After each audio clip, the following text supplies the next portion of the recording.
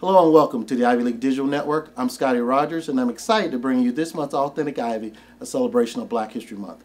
This two-part series highlights individuals from around the league sharing their perspectives on this year's theme, Civil Rights in America, and how the Civil Rights Movement had affected their lives even to this day. So here is the second part of our Black History Month edition of Authentic Ivy. The Civil Rights Movement was obviously something that was very important in time for myself and many others.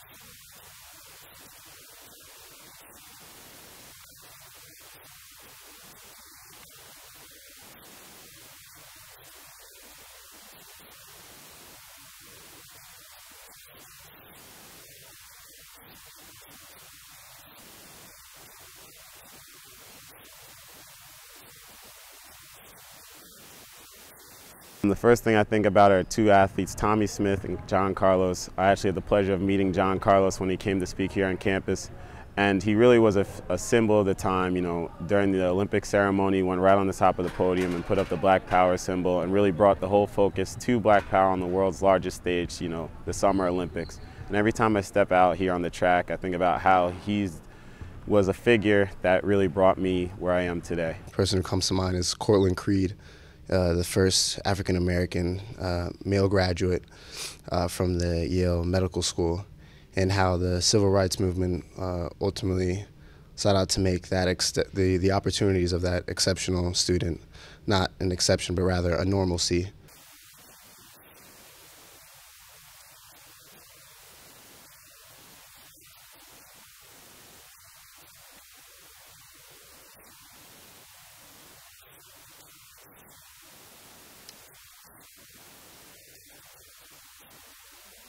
I feel like if there wasn't a civil rights movement, there'd be no Bill Courtney as he is today. I wouldn't have the opportunity to be a representative of an incredible institution, one of the best institutions in the world. I wouldn't have the opportunity to be the head basketball coach at Cornell University.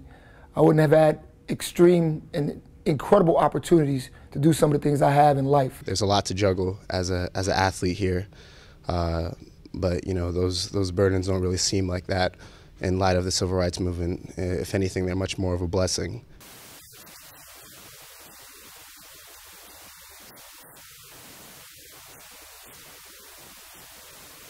The Civil Rights Movement gave me the opportunity to be judged not on race, but to be judged on my talent and my qualifications to be able to do some special things.